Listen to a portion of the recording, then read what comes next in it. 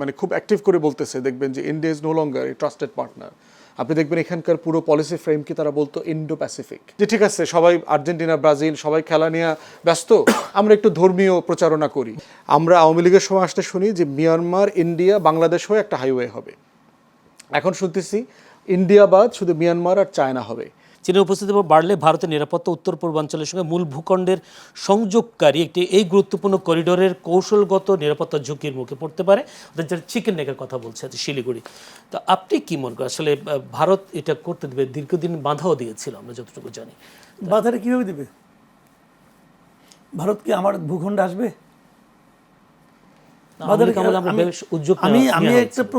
আমি একটা সহজ কথা ভাই, আমি একটা প্রকল্প করব, কোথায় করব? আমার ভূখণ্ডে করব। কেন প্রকল্পটা করার দরকারটা কি আমাদের? কারণ আমার এখানে পানি পাচ্ছি না। পানি পাচ্ছি না কার জন্য? ভারতের কারণে। ভারত আমাকে পানি দিচ্ছে না, সেটা আপনি খুব ঠান্ডা মাথায় দেখেন যে তার কারণে আমি পানি পাচ্ছি না। তো আমি ওনাকে ডিস্টার্ব না করে, ভারতকে ডিস্টার্ব না করে আমি আমার পানির জন্য আলাদা একটা ব্যবস্থা করতেছি। কারণ এই ব্যবস্থাটা আমি করতে পারছি না, আমি আরেকজন লোককে দাওয়াত করে দেবে, তুমি কাজটা আমার করে দাও। এখন ভারত বলবে না, তুমি ওরে আসতে দেবো না। কেন আসতে দেবেন না ভাই আপনি? ও তো আপনার জায়গায় আসবে না, ও তো আমার জায়গায় আসবে। কারণ আমার জায়গায় আমি কি আমার সমস্যা মেটানোর জন্য যেটাকে আমি ভালো মনে করি সেটাকে আমি করতে পারবো না? আমি পারবো না। কেন?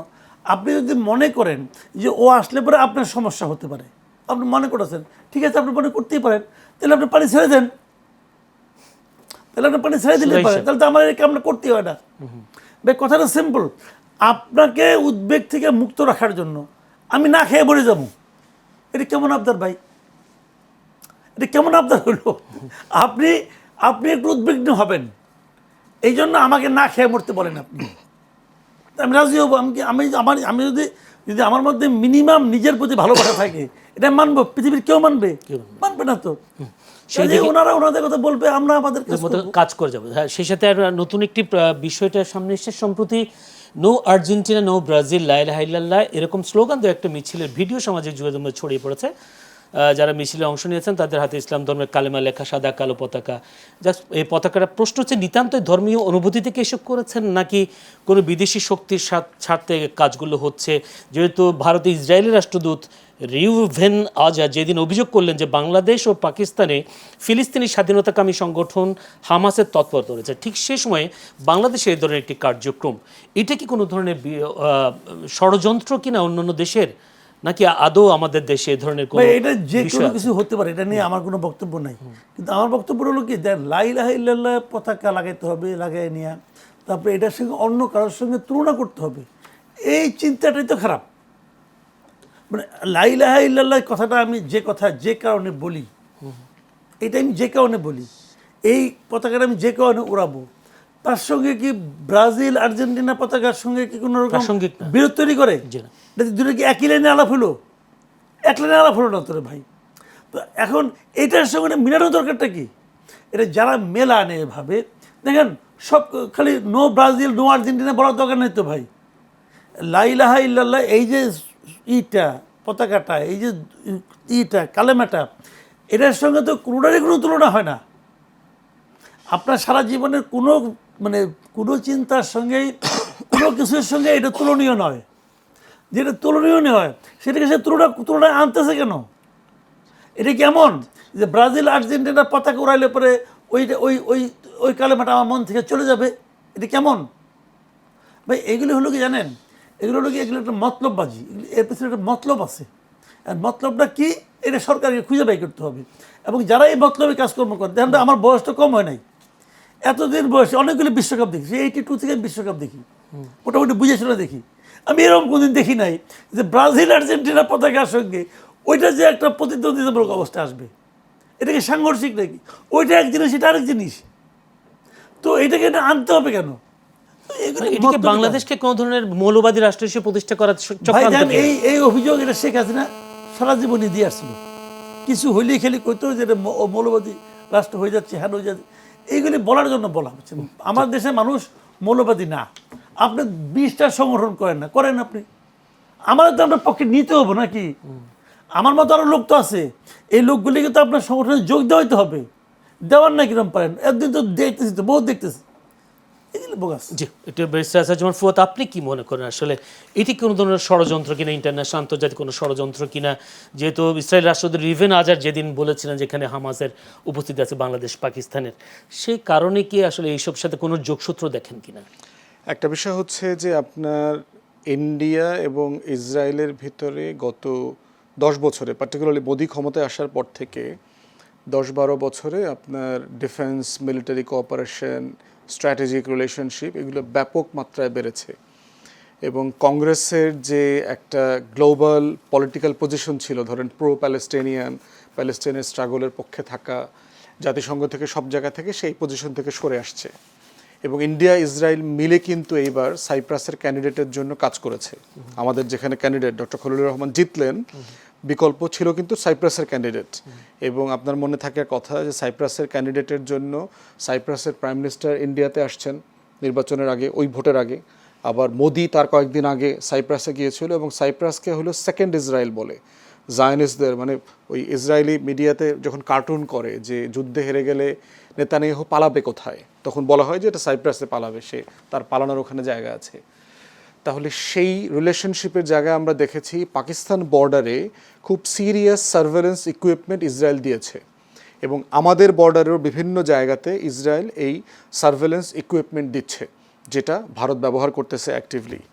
এবং এই সম্পর্কটার কারণে যেটা হচ্ছে, কারণ বিজেপির যে হিন্দুত্ববাদী রাজনীতি, অখণ্ড ভারতের যে ফ্যাসিবাদ, কল্পিত রাষ্ট্র প্রকল্প, এবং ইসরায়েলেরও যে বৃহত্তর ইসরায়েল রাষ্ট্র, গ্রেটার ইসরায়েল প্রজেক্ট, সেই নীল নদী থেকে শুরু করে একেবারে ভূমধ্য সাগর পর্যন্ত পুরোটা 7টা মুসলিম দেশের ভূখণ্ড মিলায় তার যে বৃহত্তর রাষ্ট্র প্রকল্প, এগুলো একই রকম ফ্যাসিবাদ, মানে একই রকম কল্পিত রাষ্ট্র, যেগুলো পৃথিবীতে কখনো ছিল না বাস্তবে।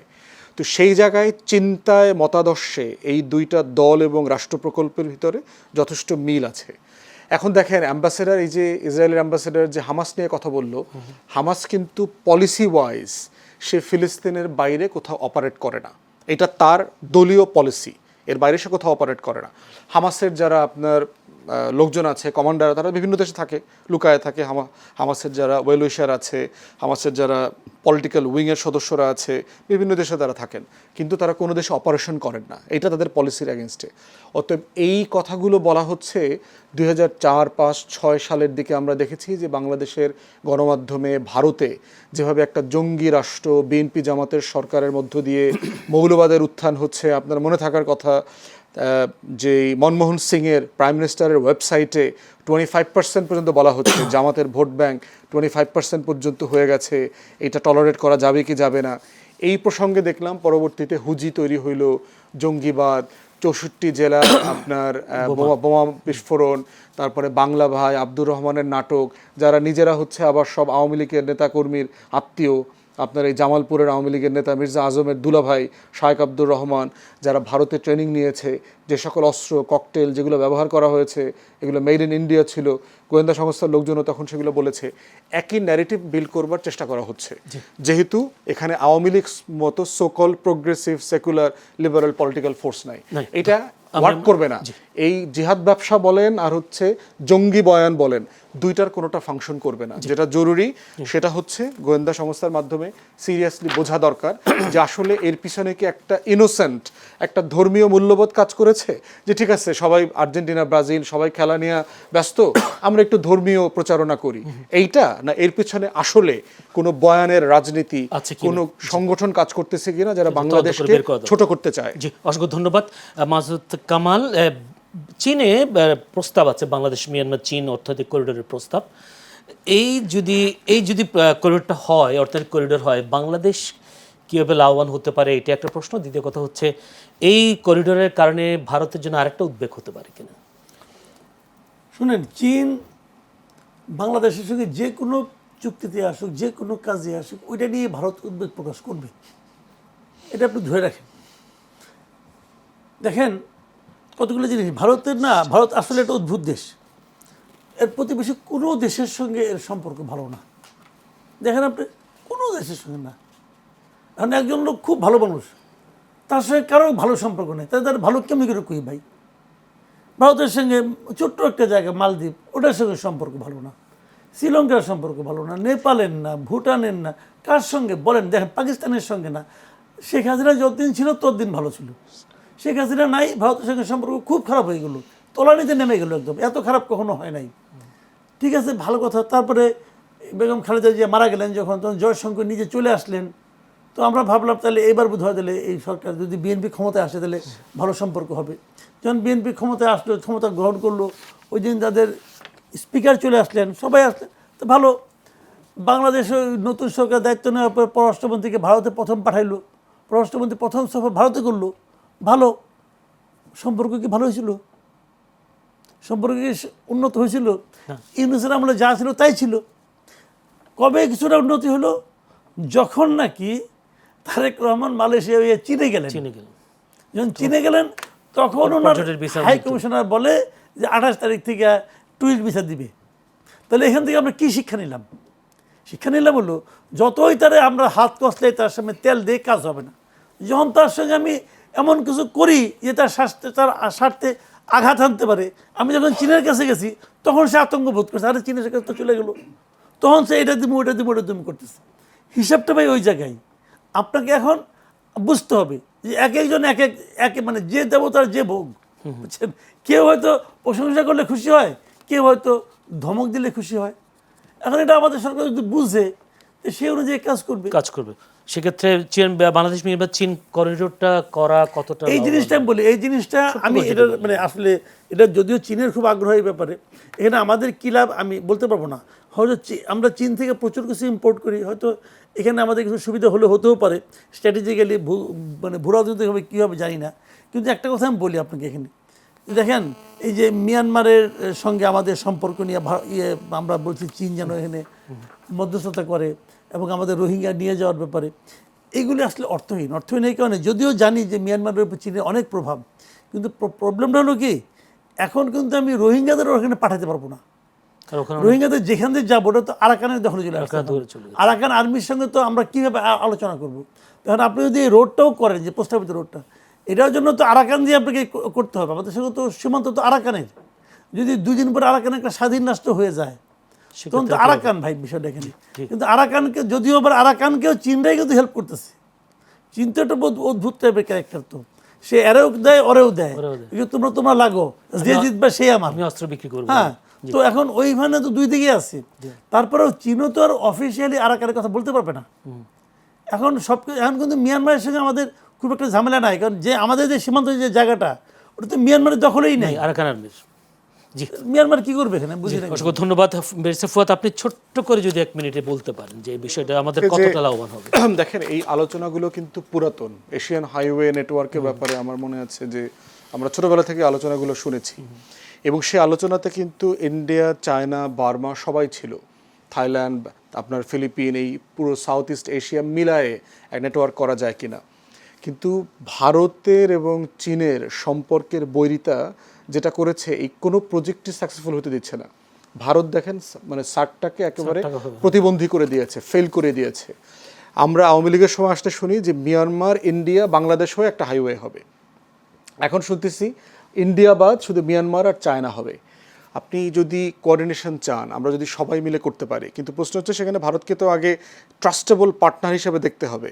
আমেরিকান এস্টাবলিশমেন্ট ইদানিং মানে খুব অ্যাক্টিভ করে বলতেছে, দেখবেন যে India is no longer a trusted partner. আপনি দেখবেন এখানকার পুরো পলিসি ফ্রেমকে তারা বলতো ইন্ডো প্যাসিফিক, ইন্ডো শব্দটা ফেলে দিয়েছে, তারা প্যাসিফিক কমান্ডে চলে গেছে।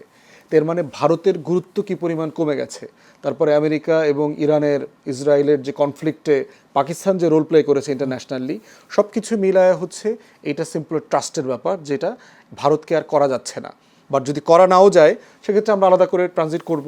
তো সেক্ষেত্রে বার্মার যে ইন্টারনাল প্রবলেম আছে, যেটা মাসুদ ভাই বললেন, সেটা আমাদেরকে বিবেচনায় নিতে হবে। অসংখ্য ধন্যবাদ। দর্শক, এতক্ষণ আলোচনায় ছিলেন আমাদের সাথে মাসুদ কামাল, সিনিয়র সাংবাদিক ও কলামিস্ট, ছিলেন ব্যারিস্টার আসাদুজ্জামান ফুয়াদ, সাধারণ সম্পাদক। এই ব্যাপারে দুজনেই বেশ গুরুত্বপূর্ণ আলোচনা করেছেন, নিশ্চয়ই আপনারা দেখেছেন। এই গুরুত্বপূর্ণ আলোচনার জন্য দুজনকেই চ্যানেলের আজকের অনুষ্ঠানের পক্ষ থেকে প্রাণঢালা অভিনন্দন, শুভেচ্ছা জানাচ্ছি। সেই সাথে আপনারা ধৈর্য ধরে আমাদের অনুষ্ঠান দেখবার জন্য আপনাদেরও অভিনন্দন, শুভেচ্ছা জানাচ্ছি। আগামীকাল একই সময়ে চ্যানেল এস সংলাপ অনুষ্ঠান দেখার আমন্ত্রণ জানিয়ে আজকের মতো বিদায় নিচ্ছি। ভালো থাকবেন সবাই।